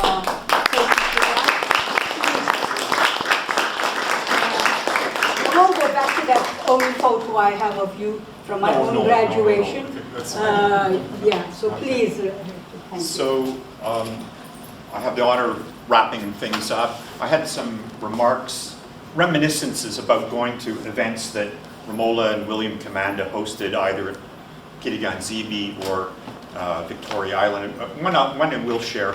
The first time I think I saw Romola, it was on Victoria Island. It was maybe in the 90s. I don't know whether it was, William Commanda was there with Peter DeConti, his fire keeper. They were doing pipe ceremonies and stuff. I went there, this is the first time I'd been to one of these gatherings, and I saw this elderly indigenous man sitting on one of those folding, summer lawn chairs, and behind him was Romola, who had wrapped a plaid blanket around his shoulders. And I immediately thought of something from, my youth back in the late 60s. Many people in North America were attracted to gurus in India, and there was a guru in a place called Nainital, whose name was Neem Karoli Baba. And there were photographs of Neem Karoli Baba wearing this plaid wool blanket around his shoulders, and I immediately thought, this is just like that. Romola is sort of like the devotee of the guru in the person of William Commanda. So that's my first memory of that. But I thought I'll be very quick here because we need to have our refreshments. But I did have some thoughts about the connection between India or associations between India and what William Commanda was all about. And Bill touched on the effort to reclaim Victoria Island and the Chaudière Falls for Indigenous people. And part of that effort was the recognition, to use Indian language, that Ottawa is on the site of a sangam.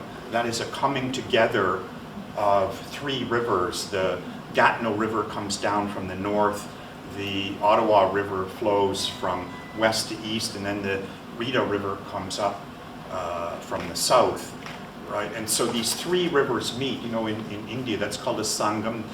The most holy one is, I guess, at Prayog, used to be called Allahabad, where the Ganga, the Yamuna, and the mystical Saraswati River converge. That's where the great Kumbh Mela, the greatest, you know, gathering of humanity on planet Earth, happens every 12 years or so. And so the idea that William promoted that, and other people, that Victoria Island and the falls there were a sacred site. And of course, we have testimony from none other than Champlain, who paddled up the Ottawa River in 1613 and records a religious ceremony that happened at the Chaudière Falls. So I think that's a kind of interesting link between the idea of a sacred landscape that you find in India and then William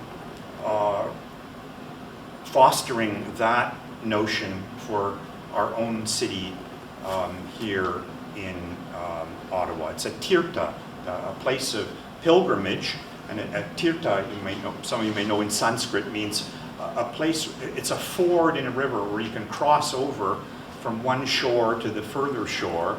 And of course the Chaudière Falls was a narrow place in the river, and now of course there's a bridge linking Ottawa and Gatineau, the English and the French side of Canada. But William's vision of having the Indigenous people retake control of Victoria Island and have this international center for global, not hosted by the Algonquins, but a global center for Indigenous peoples.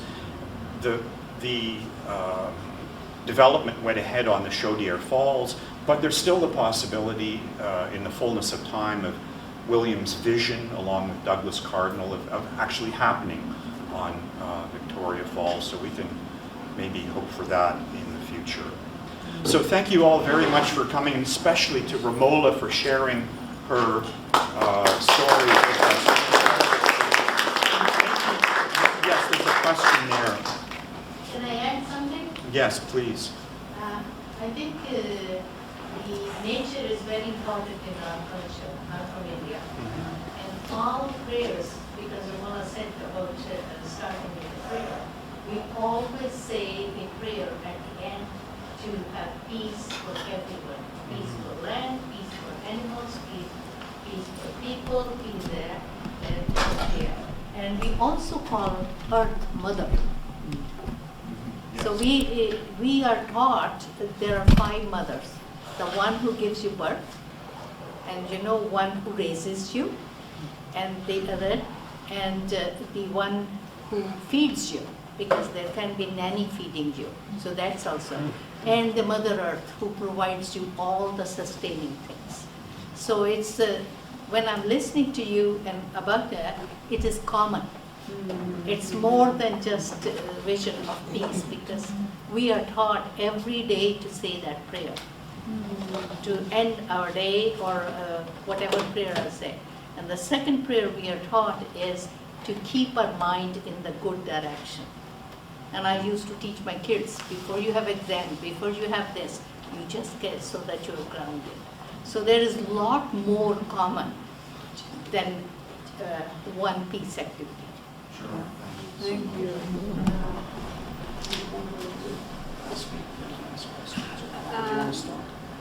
We could ask if there are any questions or comments people want to make. Anil is watching the time. Yes. I would like to say thank you for those comments. And of course, you know, for political reasons, we emphasize grandfather's Algonquin of the watershed, is indigenous. But really, much bigger than that, he's a humanist. And he connected us from all over the world. And that's just another huge level of his story. And I have to say, I wasn't quite that devotee. Because when I invited him, actually he worked for me. I invited him to one of my justice meetings, and I think he thought it was happening okay. So he wanted to recruit me, and he invited me to a gathering. And I thought, no. I said, well, you know, I don't know why I go to a spiritual gathering. I'm not looking for anything. A week before his gathering, he invited me again. And I was still dodging and hedging. And he said, well, anyone can learn, you know. So I rented a station wagon, I put my foam headboard in it, I bought granola bars and orange juice, and I went to Grandfather's gathering. And if he had put me in the far parking lot, I would have turned around and come. But in fact, he stuck me under his veranda, and that's how I began to understand the depth of his work and his passion. And that's what, converted me to becoming his slave. Yeah. Can I add? Yes, please. I think when we are talking about our indigenous people, I learned a couple of words when I attended the festival a couple of months ago. Kawel, Makwich. So I think if you guys can, when we are talking about Grandfather William and others, if we can emphasize on some learning of common words of our natives, so we can start the conversation by learning a couple of words. And because I find even our native kids who, even they don't know, all right? They haven't had opportunity to learn native languages, Algonquin, because they went to school where it was not emphasized. So I'm just saying, if it is possible, we can all learn a few more common words, because we want, Canada will be a proud country when all people are proud of their culture and language. All right? A lot of us we are not originally from French or English, but I think native people can help us to unite together and learn together. Thank you. Thank you very much for raising that, and that actually is also a very important point, big passion for Grandfather, because he says, how do we think?